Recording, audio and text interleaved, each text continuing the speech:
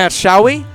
Alright, we're going to be having Mind Broken Disafter versus TLOC Oracle. Disafter, known for his spacies, you're going to be seeing a very aggressive Fox. Oh, yeah. Just kidding, you're seeing a Marth? What is this madness? I like this. You know, I was expecting the spacies, man, because we see him play them so consistently both in PM and Melee, but it seems like everyone is just trying out characters.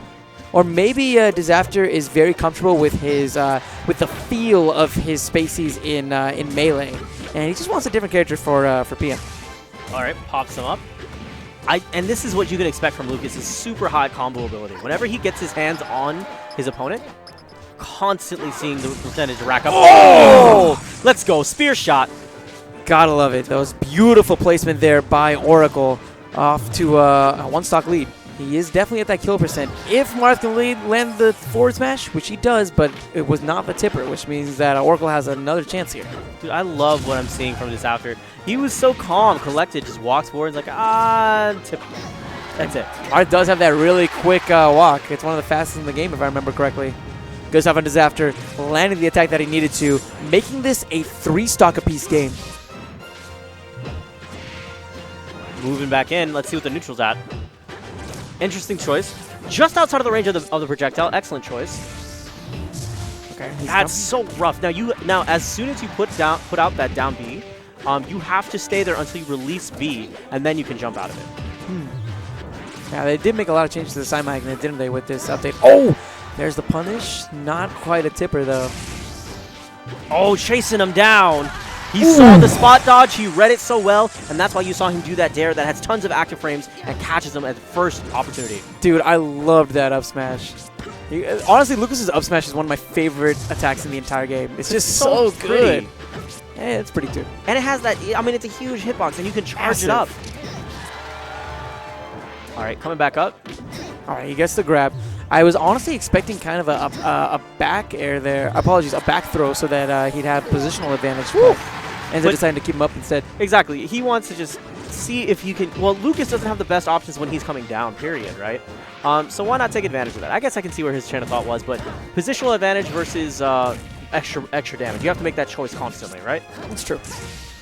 Okay. So Oracle able to pick off Disafter with a quick dash in.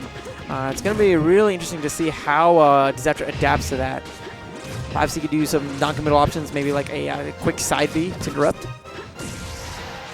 Because it is a disjointed hitbox. Yeah. That's very He does have the disjointed hitbox, but the other thing is that he has to be very careful about throwing out attacks just because Marth's moves are a little bit more laggy than other players' moves. He's going for the up throw here. That Hancock. Yeah. Just what he needed to do. And he got that charge, which is so important whenever you're playing Lucas. Yeah, that's going to be make it so that Disafter definitely has to be on his toes here. Because a good string, if Oracle can just pop up Disafter just high enough, then that's going to be perfect for him. He already has Disafter at 45%. He has him up. Try popping up here. Oh no, but Disafter really smart, staying in his shield, being really patient, and is able to get the grab. All good stuff. I like the dodge there. So you see, and this is what you can expect from Oracle. Constant onslaught. He doesn't care that he has shorter range than Marth.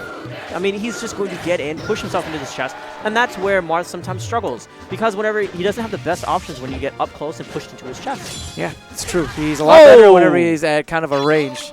And Oracle there did a really good job essentially using that. I think that might have even been like a Dacus up smash. And it was perfect because it closed the gap really quickly and put him in the perfect place to plant that up smash. You're absolutely right. It was well placed, well timed. Game 2. So Disafter making the switch here to Battlefield. I think these platforms will actually aid Disafter a bit, seeing as Marth has that long hitbox with his sword. And that's going to cover the platforms like you saw just then. I love what I'm seeing though from Disafter though. He's really taken the lead in this game and just played consistently. That was too much of a committal option. I'm sorry. I think you're gonna get yeah. And that's the one thing. If you whiff a smash, especially on these levels, like this level of play, you're gonna punch really hard for it.